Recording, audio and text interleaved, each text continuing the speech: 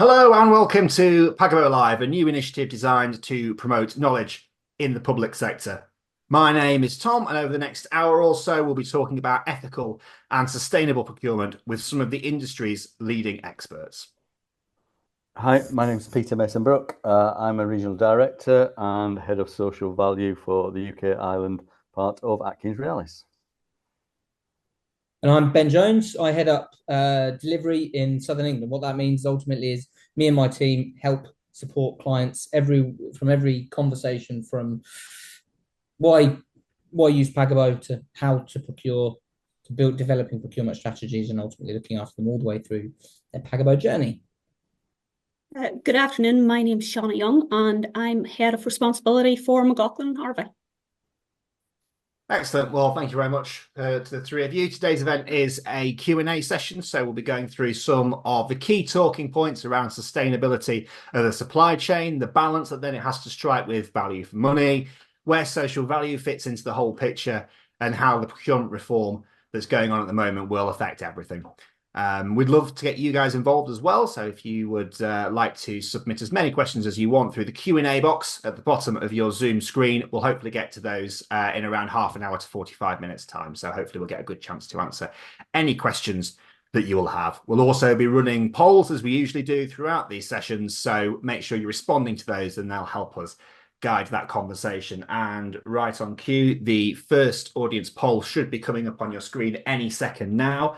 How aware are you of what sustainability and ethics incorporates in relation to procurement? So hopefully that Zoom pop-up will be on your screen now and you can all vote.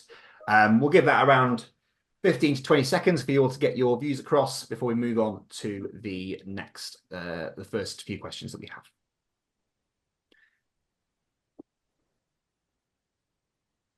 Brilliant. So if we just give that 10 more seconds, please, guys.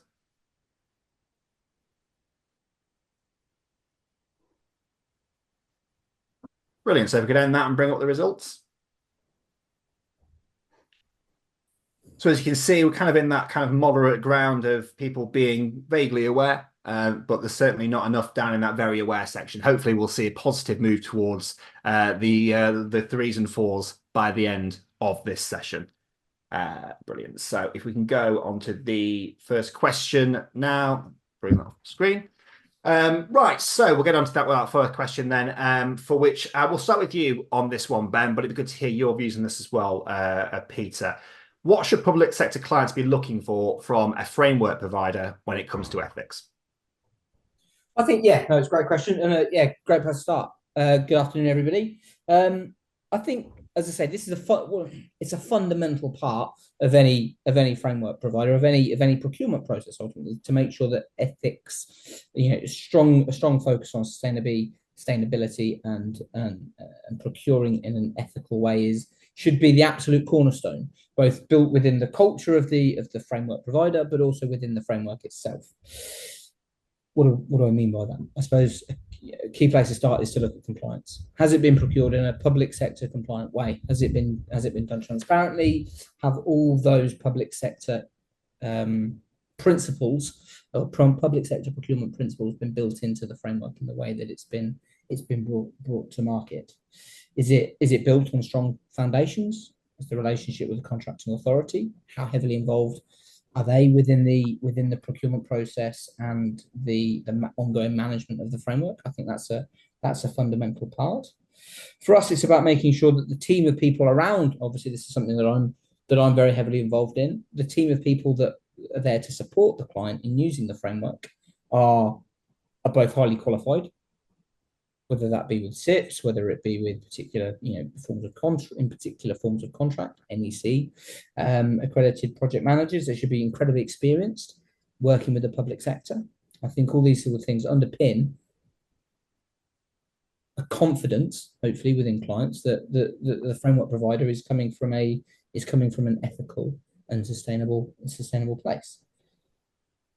And that support mechanism has to be there. We'll get on to talking a bit more detail about procurement strategies, but they have to be able to support clients from a whole variety of backgrounds, projects of all shapes and sizes, about how to build a procurement strategy that encourages a sustainable approach to that particular project. And we'll get into that perhaps as we progress. But I think those are the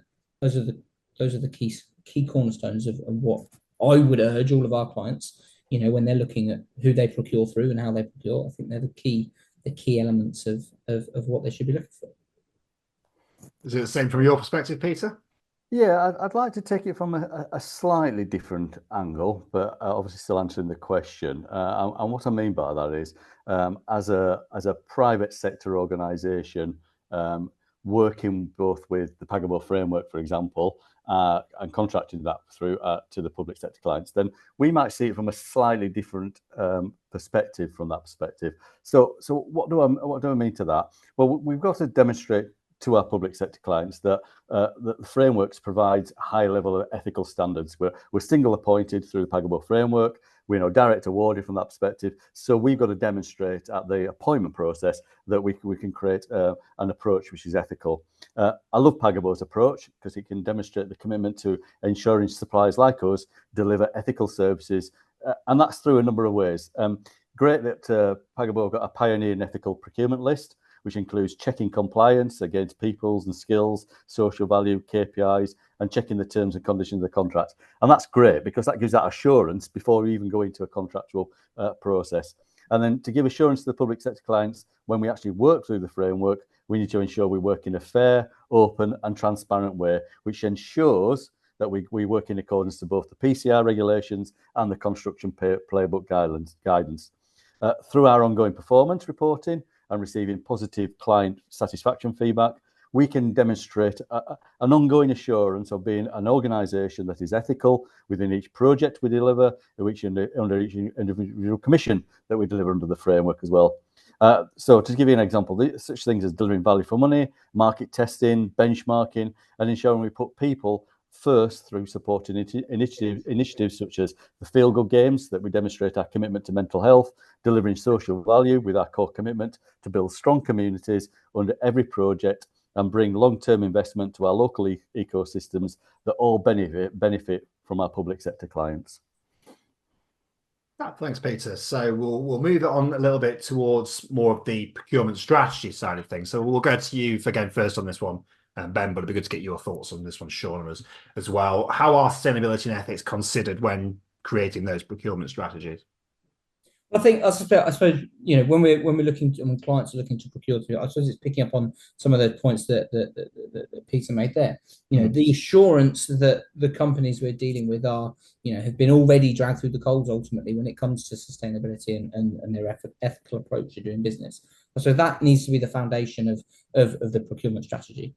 We've covered that. We've gone through it in some real detail to make sure that all those elements of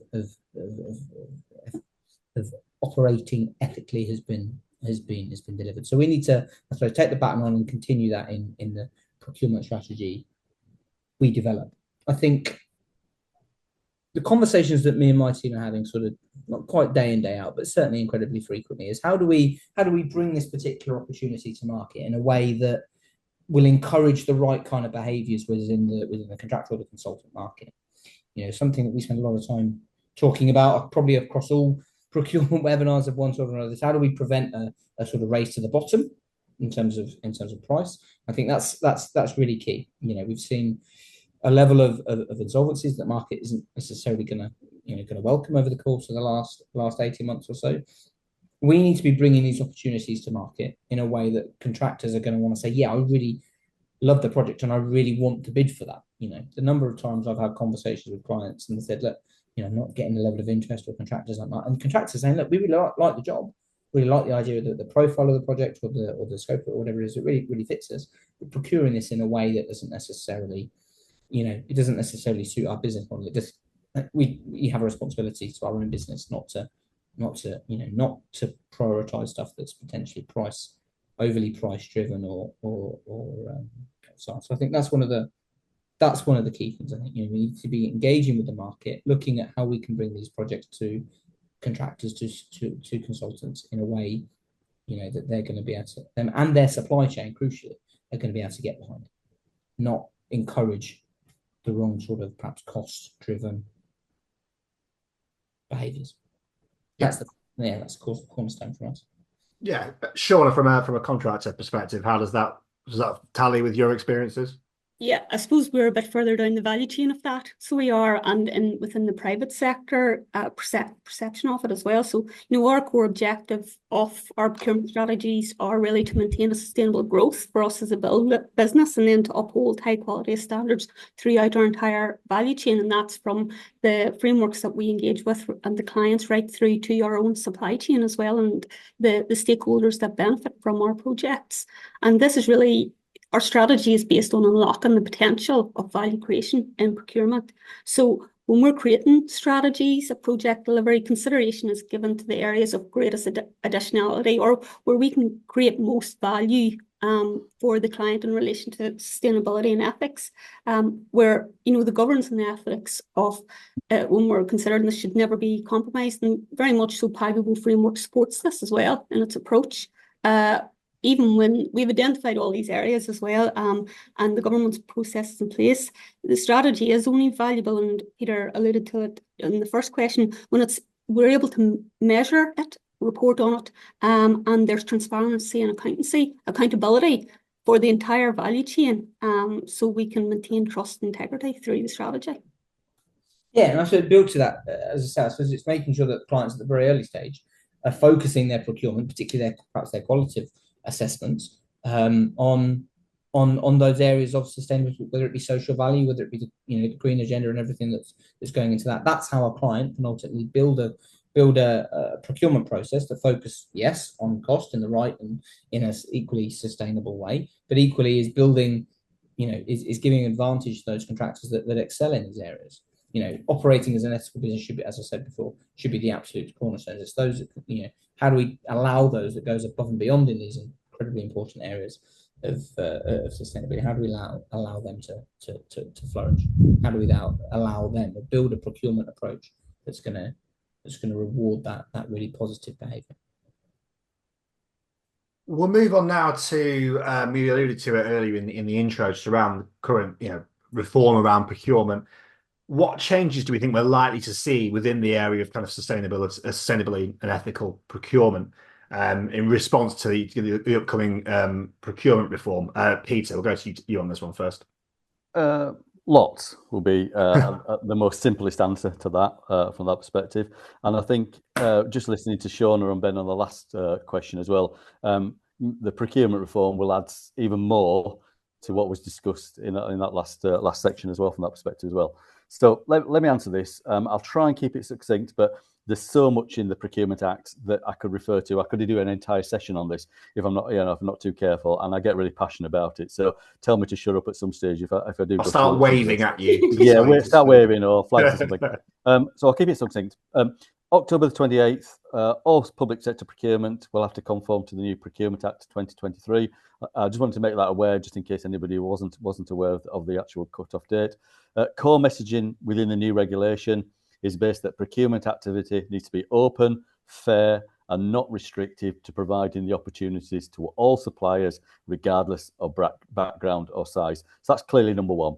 The Act clearly states that a contracting authority must carry out any procurement in an ethical approach and have regard to delivering value for money, maximising public benefit, share information for the purposes of allowing suppliers and others to understand the contracting authorities' procurement policies and decisions, and finally, acting and being able to act with integrity. So you can see, if you want to answer the exam question, you've already got there.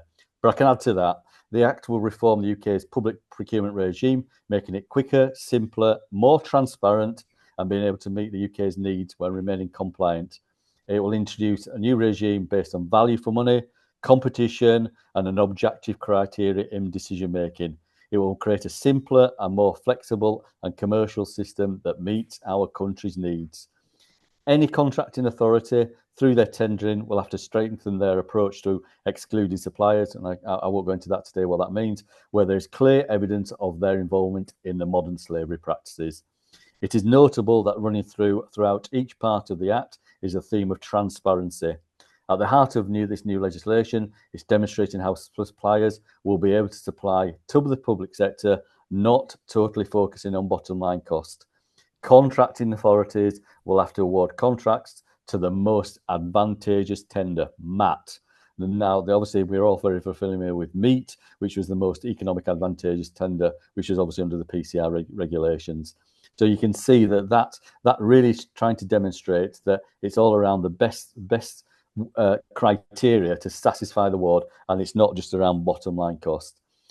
Finally, the new procurement policy statement, which was released last month, states that the contracting authorities should have a regard to the following national priorities in exercising their functions relating to procurement.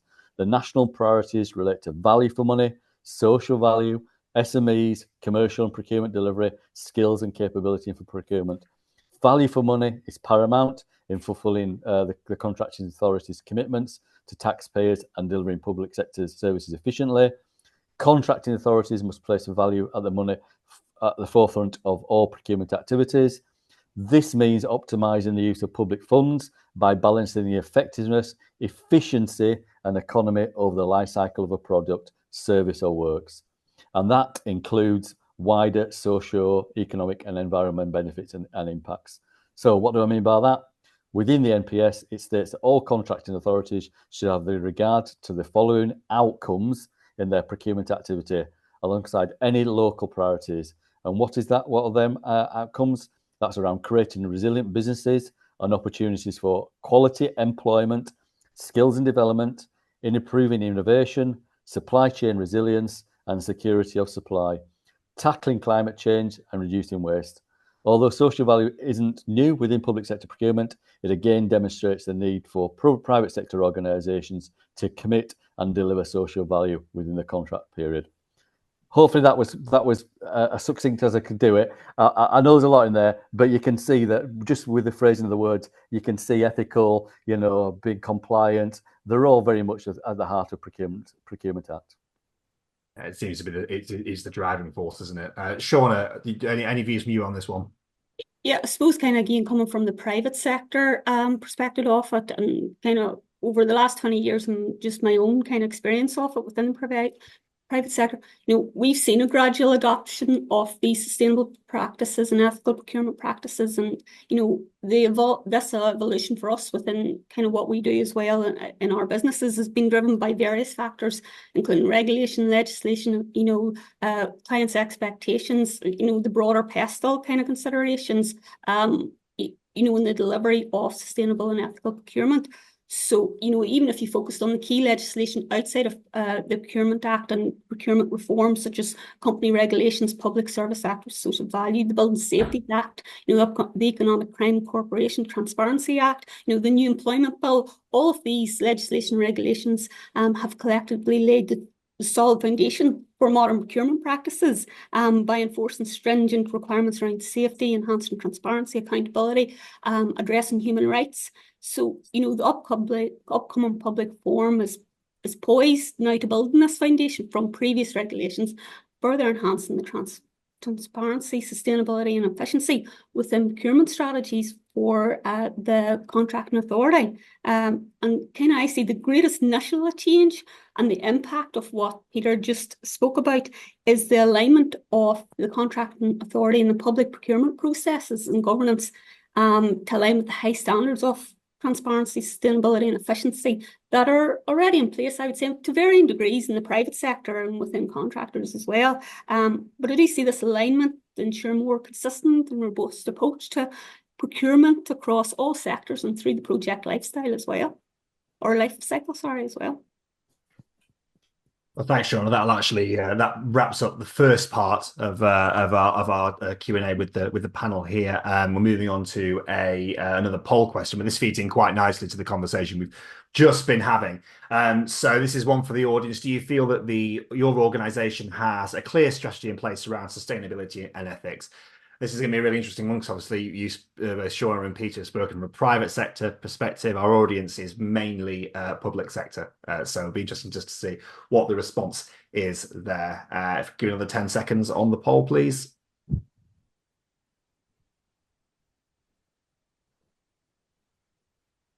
Super. So if you close the poll now and share the results, So interestingly, we've got a bit of a split between yes and somewhat. The good news is that there's only a couple of no's there, so at least there is certainly progress being made. The somewhat maybe alludes to a little bit of confusion and lack of clarity. We know there's a Q&A question that's already coming from the audience around that, which we can get to once we get to the end of the pre-planned section that we have here. So interesting results there. We'll move on to our next question, which we'll push this one in your direction first, please, Peter. So how can consultants ensure that sustainability and ethics continue kind of throughout that supply chain? Yeah, this is a good question, but I did think it's not an easy one to answer, because it's quite complex and very diverse when it comes to the supply chain. But I've come up with a few thoughts as to how I could answer the question anyway.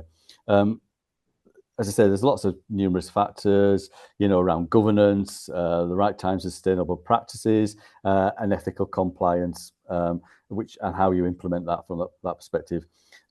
If you're a supplier that's going to start on that journey, what you really need to consider the size of your organisation, number of employees, types of goods and services that you provide, where you're procuring these goods and services from, particularly from abroad, and where we're talking about sustainable sources, and even where your offices are located as well, that particularly reflecting on social value. What you really got to think about then is one is current legislation, both in the UK and international. There are certain standards in there, ethical standards and compliance standards, and legislation is, you need to make sure you comply with that. And we even talk about the United Nations SDG goals and even the Social Value Act and the PPN notice as well. So that's number one. Number two, as an organisation, we need to demonstrate our social and environmental purpose. We have to make sure that we do the good, real good in the world we currently live in. We've got to demonstrate that. We need to evidence that we're doing some really great social, economic, and environmental benefit, particularly in the areas where we live and work. Not only is that too, we need to reflect on future work. What's going to come through our doors from that perspective. How we're going to achieve what we're trying to deliver as an organisation, and any approach needs to be thinking about, what does the future look like from that perspective as well. So if you get all that right, then it would really look at, having a policy in place. That's as an organisation, you should have a sustainable and ethical policy, which really demonstrates you as an organisation, where your goals are and what you're going to achieve from that perspective. I think a lot of people on this call will have heard about greenwashing, and what we can't do is just put objectives in place, prove that you're doing it, say you're doing it, but not actually doing it, and that's the wrong approach. If you're going to do something, make sure that you buy into it, and get your employees, get everybody in the business to buy into that from that perspective, and make sure they all sign up from that point of view. Final bit for me is to answer the question. I think there was, what do we? If you want to answer the question fully, what are the types of examples you could come up with within your objectives of trying to achieve sustainable and ethical outcomes? If we talk about ED&I, I think that's a real part of as any organisation. Where you're encouraging and recruiting from areas where there's low skill shortage or low educational standards. We talk about fair payment to our supply chain. Talk about the Slavery Act, net zero targets, achieving work with the VCSE sector, innovation hubs and startups. They're all great stuff that you could quite easily include into your policy. Final thoughts from me is that any organisation should include a sustainability policy and an ethical policy that clearly articulates the objectives of a business and how they will be achieved and the frequency of reporting. But more importantly, any reporting needs to be open, credible, and can be challenged by an audit with hard evidence to back up any statements made. Thanks, Peter. Really comprehensive stuff there, and a really, really strong answer to that question. We're going to go to. We'll probably ask this one of everybody, because I feel like everyone can probably add some value to this one, because it is around value for money, and obviously incredibly important, particularly at the moment when budgets are as tight as they have been for quite a while. We'll go to you first, Ben, on this one. So where does value for money sit when it comes to sustainability and ethics within procurement? Well, I think that's a huge question. There's a huge number of different ways in which we can take that. I think I'll focus perhaps on the sustainability element to it, because I think ultimately an outcome that is delivered to be and delivered in a incredibly sustainable way is going to be a far greater use, far greater value to both the end client from a cost perspective, potentially over the longer term. But equally, it's going to be a far more effective building for those people that use it. Whether it be a leisure centre or school or whatever else it is we're building. So ultimately, the value comes out of having a far higher quality product, building, whatever it might be. Going to our existing buildings, essentially taking a sustainable approach to asset management and so on. It's going to deliver a far higher quality, as I say, a far higher quality building, and ultimately value is driven ultimately by the quality element. We can always pay less for something inevitably, but it's actually the value is increased when we increase the quality of what we do, and equally in the way we do it. Excellent. Shauna, same question to you. Interesting to hear your views on this one. Yeah. Thanks, Tom. I suppose value for money, when viewed through the lens of sustainability and ethics, requires a kind of shift from focusing solely on the short-term costs, as Ben suggested, to evaluating the long-term benefits and value to the client and society. And this perspective really considers not just the immediate expenses, but the broader, more enduring impacts of being sustainable and ethical in your delivery. So for me, the achievable value of where it sits is often determined by the stage in the project life cycle of when it's assessed or considered. As you know, the traditional procurement relies on kind of cost data with over 60 years of standardized measurements, so it's very reliable. It emphasizes immediate and tangible savings for the client.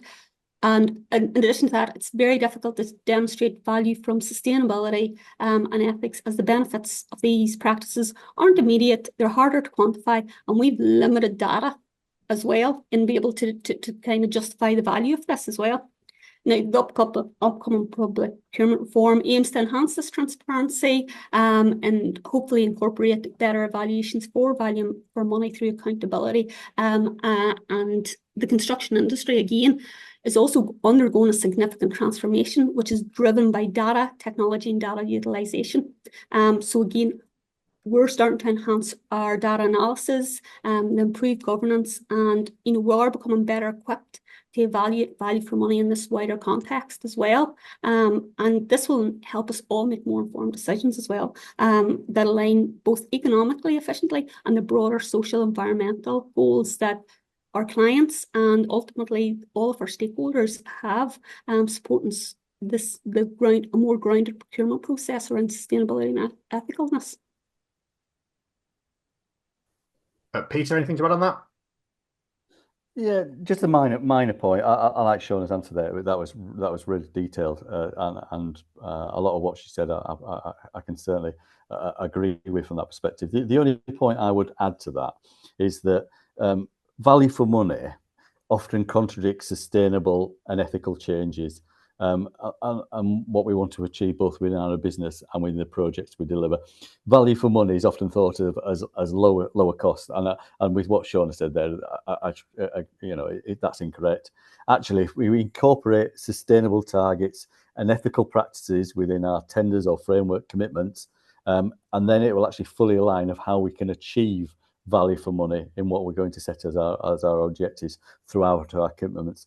We need to be mindful that, as a supply chain, we should be looking at making these achievements through the commitments we make, supporting reinvestment to local communities, creating new jobs, upskilling in deprived areas, supporting clients in EDI objectives from that perspective. And if you get that right, you can demonstrate as a private sector organisation back to the public sector, that is value for money. That is the value add that you are creating by delivering the projects in a sustainable and ethical manner. Yeah, sorry, I'm just jump in on that. I completely agree. And I think the same argument can be had on when we talk about social value. Ultimately, if clients are procuring strategically, are looking at the way that they build a procurement strategy that focuses on the qualitative element and what that will put back into society, whether it be social value or putting back into, to the pretty much long list of clients have issued climate emergencies and that sort of stuff.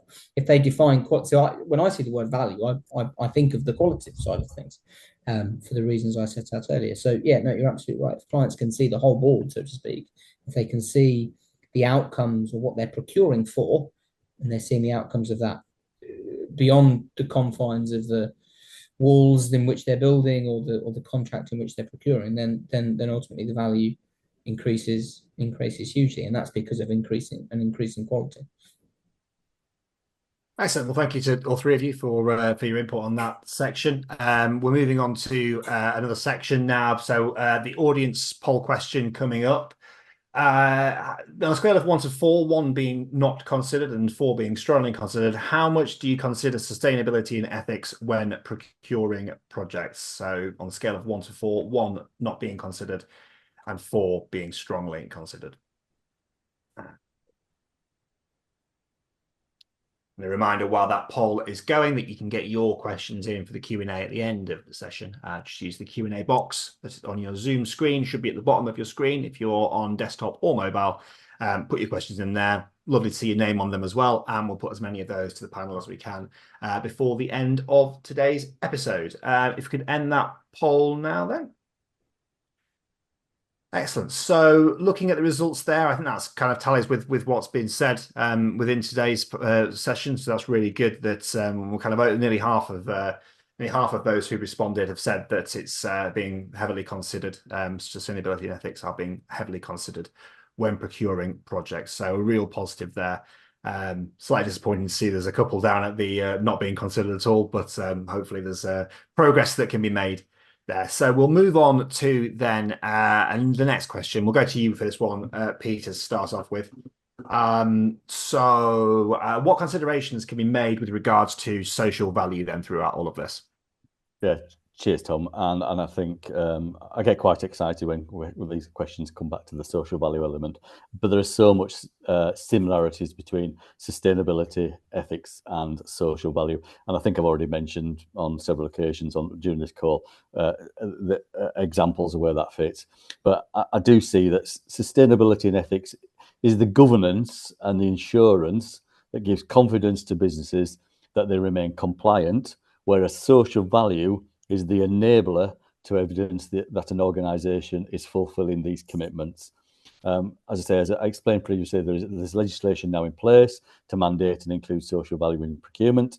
Every supplier can commit to achieving sustainable targets and ethical practices within their corporate objectives.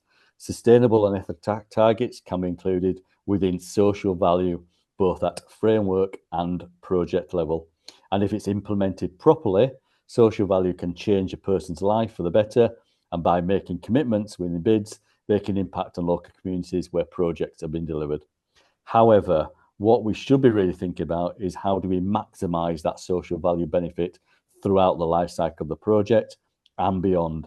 And to do this right, what we should be doing is to consider the right social value objectives prior to any project commencing.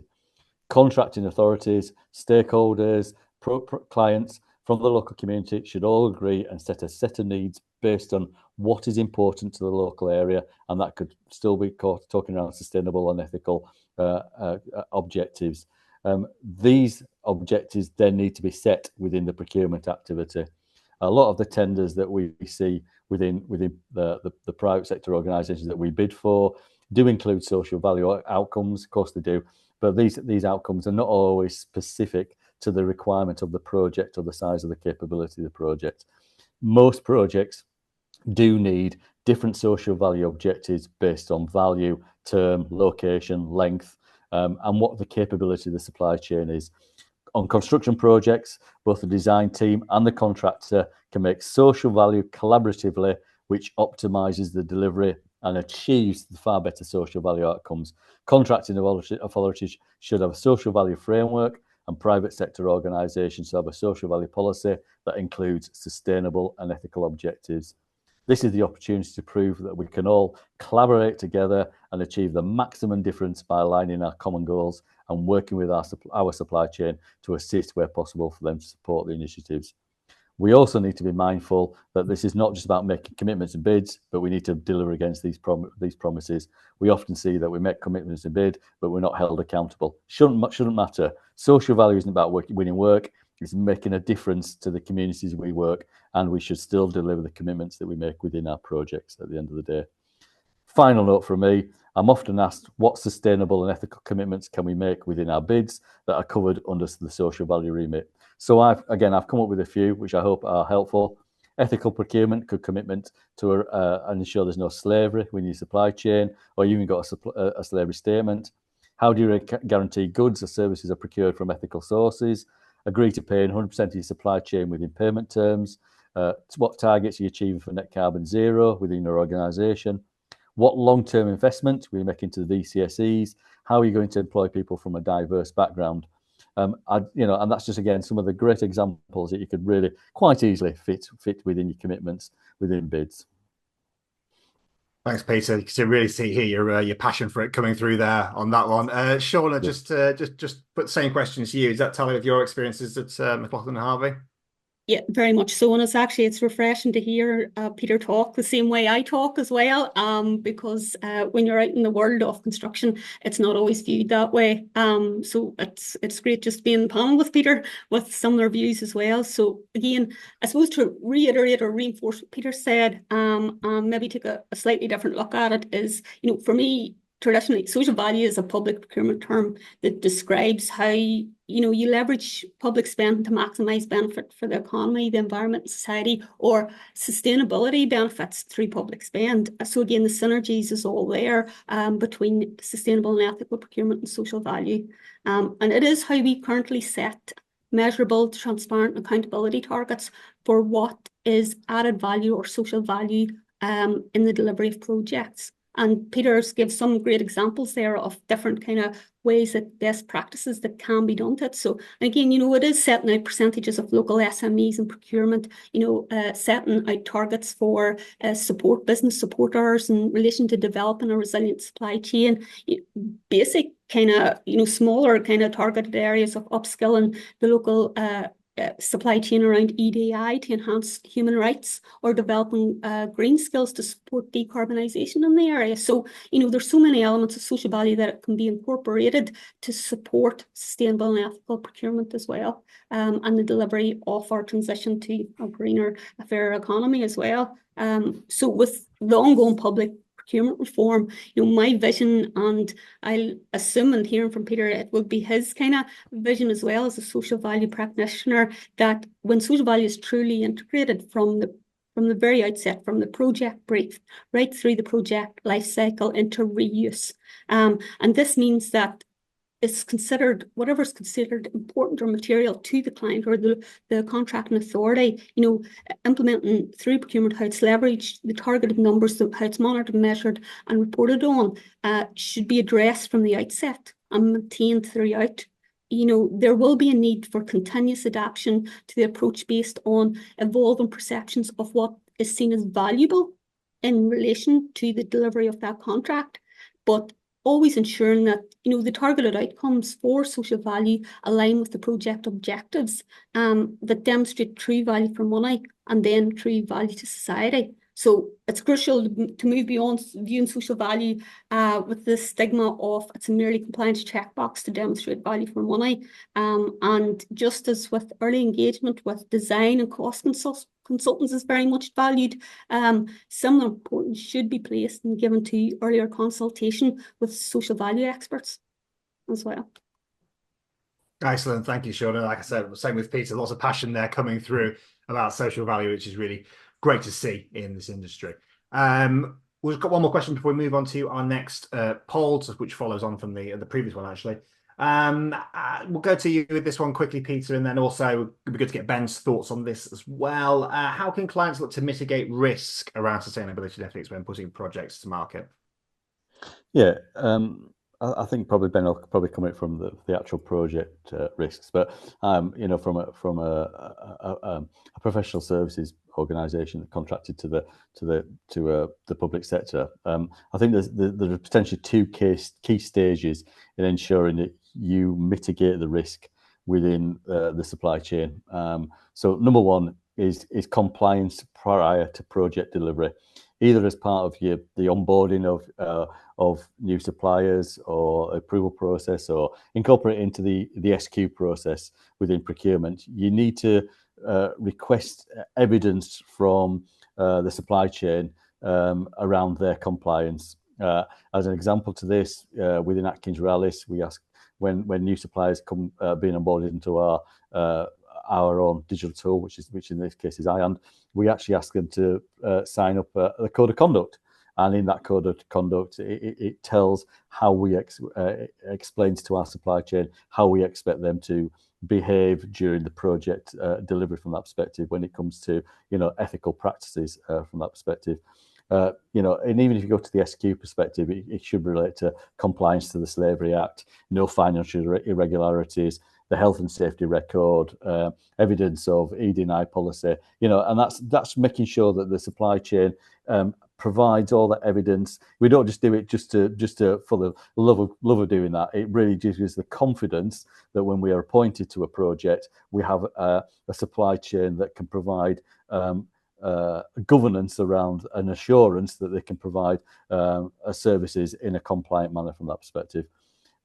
We also recommend that ongoing site visits, audits, and visits to the supply chain are carried out to make sure that any ethical issues are identified and resolved. I speak from very much experience, actually going to speak to a supplier, particularly abroad, go through their working practices, how they actually procure goods and services. You tend to find a lot more than actually you do through any desktop analysis from that perspective. Second part, through the project delivery, you need to make sure that any sustainable and ethical objectives agreed at the project commencement are achieved, and any non-compliance is picked up and resolved efficiently. Quite as often in the past, we see supply chain not being paid on time, and this often gives us warning that a supplier might be in financial difficulty, and we can come up with some examples in recent years. And it is recommended that ongoing performance management, reporting review meetings, site meetings need to take place with suppliers throughout the project delivery to ensure that risks are mitigated early. It is also advised that where possible, improvements could be made in achieving greater sustainable targets to demonstrate the ongoing successes to the client and back to the framework providers. Thanks, Peter. Ben, really good to hear your thoughts on this from a sort of a Pagabo perspective. Yeah, so I suppose I'll put it into three phases. I suppose there's it's not a million miles away from some of the stuff we talked about earlier about getting the procurement strategy right in terms of making sure the framework provider is taking care of and keeping a tab on the financial sustainability of the contractors that are being presented to the client ultimately that are going into a procurement process.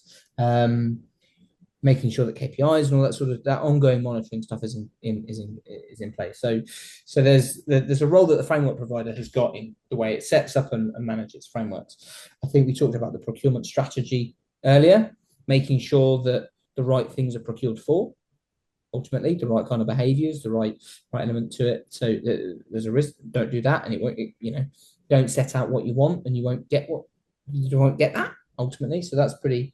That's pretty straightforward. And again, ground that we've covered earlier. And then I suppose to pick up on the point that Peter alluded to, there's an absolutely huge part, whether it be social value, whether it be sustainability, to make sure that what you've been promised, you get. What you've asked for, you get. And that comes into contract management. It's not necessarily just a case of, as I say, managing contract management is so much more than just managing the money. It's managing change variation. It's managing, again, the processes upon which each individual change is being procured. It's using tools to ensure the delivery, again, of all those things being put in, whether it's social value, whether it's the wraparound stuff around the green agenda and so on. Again, Pagabo, we spend a lot of time talking to our clients about that during the procurement process how we're gonna keep an eye on contract management, how that's going to work. We've got our partners obviously over at Cypro on the contract management side. We've got partners at Loop, again, that can provide some really valuable tools that help essentially make sure that the promises that are made during the tender process are actually delivered. So there's probably the best way, as far as I'm concerned, to make sure that you're making sure you're getting what you ask for, and that in itself should mitigate the risk of an unsustainable delivery. Brilliant. Thanks, Ben. Hopefully it's something that wasn't anything expensive that just fell over in your I office. don't know. I think my fan's getting exuberant, but hey ho.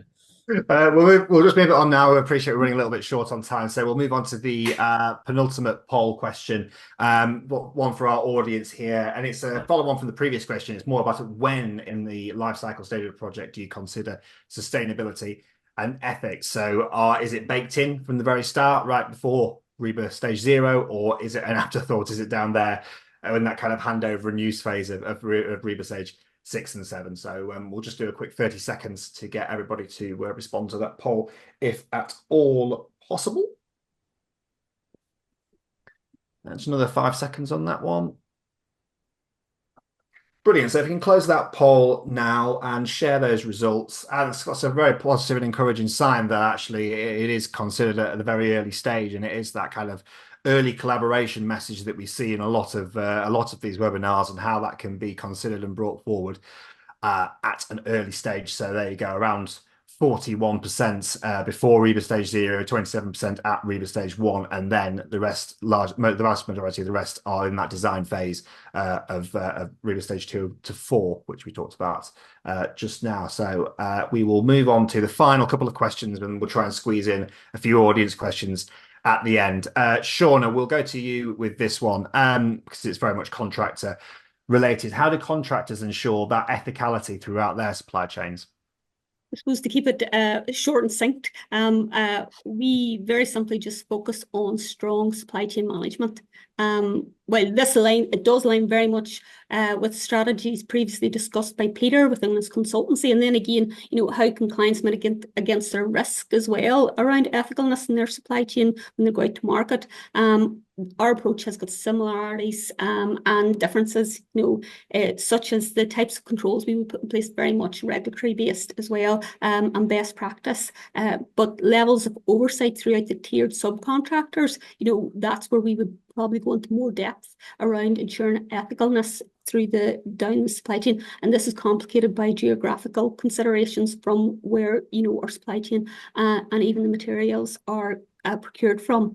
But we do adopt this carrot rather than a stick approach, where we're emphasizing now a journey now of more positive engagement over punishment as well. And this approach is based on kind of, I suppose, for want of a better word, a holistic framework where we prevent, detect, and respond with our supply chain as well. And that's through evaluation and risk management, where we assess our suppliers through pre-assessment, have them sign up to a code of conduct. We do carry out our on-site audits, and then again we have our automated compliance checks, where to verify credit ratings, legitimacy, tax compliance, adjudication. So we take this all in consideration in performance management as well. And then for continuous improvement, we do support and collaborate with our supply chain and supporting business partners to continuously improve and educate and help them respond to challenges and changes within the marketplace as well. So I suppose very shortly, that's how we would do it. Thanks, Shauna, and we'll move on to one which is kind of it's adjacent to this one in terms of balancing cost and sustainability for contractors. We know that the value engineering conversations had to happen at various times, but how do contractors look to keep that balance between cost and sustainability and make sure that one isn't losing out to the other?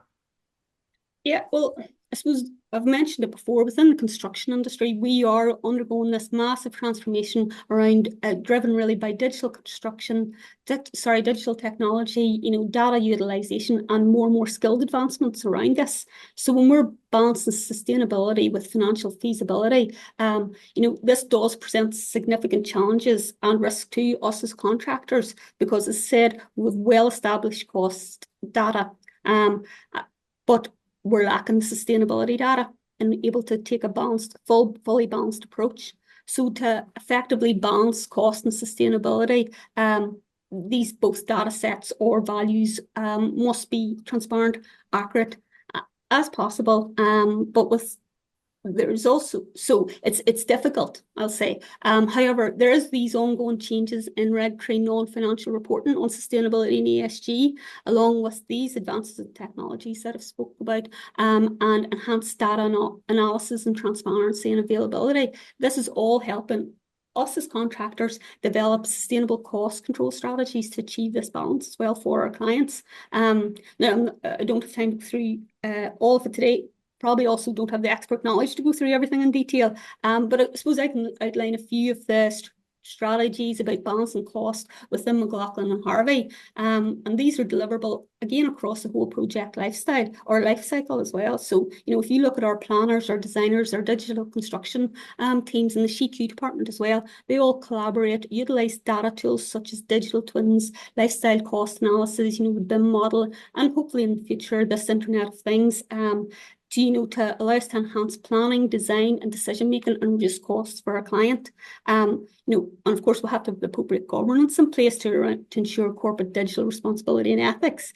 But all of this will improve quality, cost control, support transparency and ensure ethical accountability. So everything from material passports.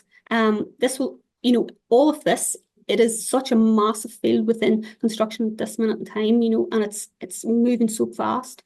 Even if you look at commercial and financial teams, beyond procurement, our understanding of how we leverage green tax incentives, sustainable financial solutions to offset initial costs, exploring preferential green rates and financing options tailored for sustainable project to ensure financial viability. Right down to our operational teams around efficiency for resource management, including waste reduction. So there's so many elements to the strategy, and we're building on this and becoming, I suppose, more mature in approach to be able to balance it more accurately for the client so we can all make the choice together. Thanks, Sean. A nice little glimpse into the future there, hopefully. So thank you to the three of you for your responses to those pre-submitted questions. That is it for that section of the webinar. And we'll wrap it up with the final poll. So this is the same question that you were asked right at the start. Hopefully, we're going to see a little bit more of an improvement there. So how aware are you now of what sustainability and ethics incorporates in relation to procurement? We'll just give that one a few seconds for people to get their votes in, but it's already looking very positive, and it's showing that this has been a good informative webinar for everybody that's been involved. So just do 5 more seconds on the poll and then finish it there, please.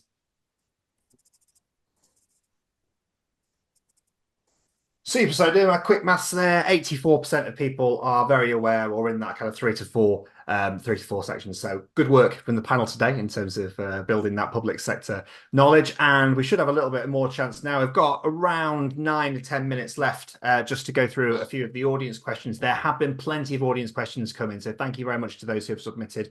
We won't be able to get through all of them, but hopefully you'll be able to get those answered as part of the follow-up stuff that we do with Pagabo Live.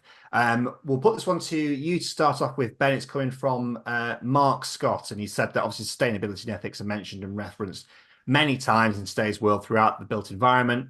However, the clarity of definition isn't always followed through from government to client to framework and then obviously onto supplier as well. So what's Pagabo doing in sense of ensuring that that definition of sustainability and ethics is clear for all?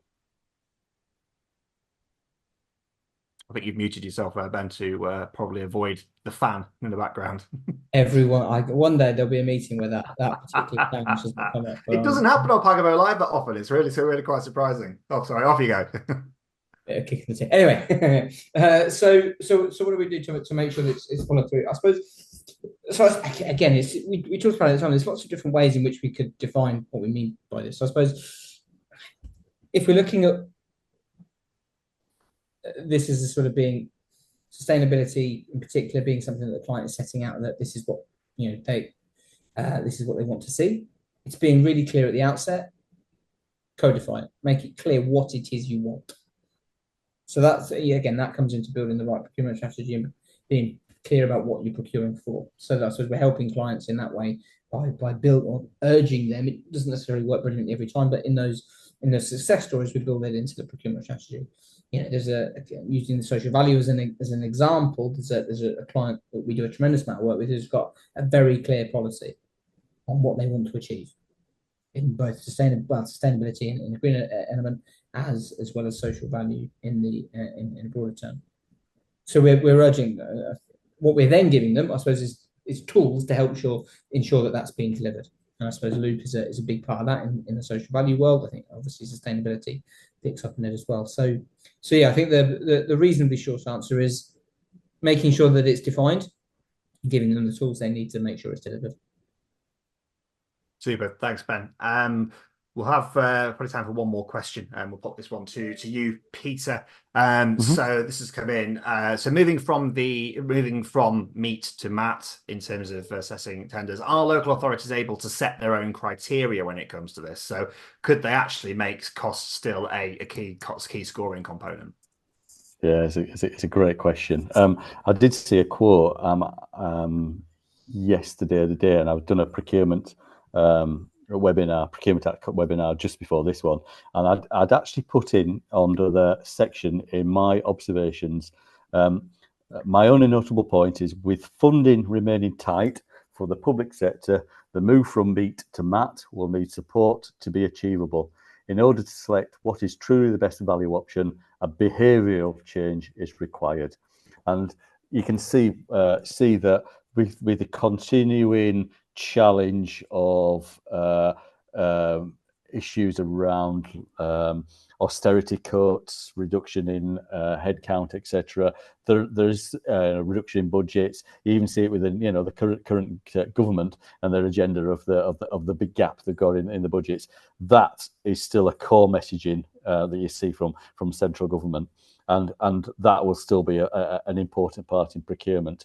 The only other side of the coin that I could add to counter argue that is that you can see from the procurement reform, and I've already explained this, is we talk about the MPPS strategy, value for money, talk around social value, added benefits, things that's creating opportunity which doesn't add cost to the bottom line of a tender from that perspective. So we just need to be mindful that, yes, cost is still an important part, but there are other benefits, additional benefits, that if you get the procurement right, and we know you've got to include a minimum of 10% weighting in social value. I think from meat to MAT, that weighting is going to be increased in that consideration from that perspective.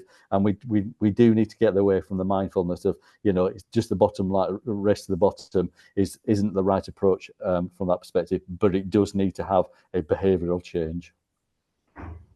There is without that change of mindset necessarily happening overnight, is the change from to MAT from meat, is it as seismic a shift as possibly we'd like it to be in terms of people's attitudes? Well, actually, if I take it around the other way, Tom, is it a seismic change anyway? I don't think it's a seismic change as we think it will be, because I think we've done a lot of that advantageous tender and taken away the economic bit anyway from that perspective. And as I say, we can see within tenders that the commercial element is less than it has been from that perspective. And I can speak from a private sector organisation that social value has gone from 10% to 20%, and even now in cases we're seeing 30% in weighted, and that really emphasises that element that cost isn't the bottom prime objective here from that perspective. So even under the meat, we're doing that from that perspective. I just think under MAT, it's creating a greater foundation. Excellent. Well, thank you to all of you that have been involved today. So the three panelists, to Ben, to Shauna, and to Peter, and to everybody that's attended today. It's been a really well attended webinar once again. I appreciate it. It's a hot and sticky Wednesday afternoon, and there's probably several other places you'd much rather be. So we appreciate you spending some time with us this afternoon. That's unfortunately all we've got time for today. But the good news is you are now all part of the Pagabo live community. So you'll automatically receive a link, if you haven't already, for our next session in August, the details of which are on your screen now. We're going to be talking about decarbonising your estate through effective estates management. There's also a newsletter that comes out around a week after each of our Pagabo live sessions. That'll include a written roundup of everything that's gone on, but also a recording of the webinar in both video and podcast form, so you can listen to us in your car or in your kitchen if you so wish. Hopefully you've enjoyed today. Thank you very much, as I say, for joining us on a slightly warmer than usual Wednesday afternoon, and we will see you hopefully next month.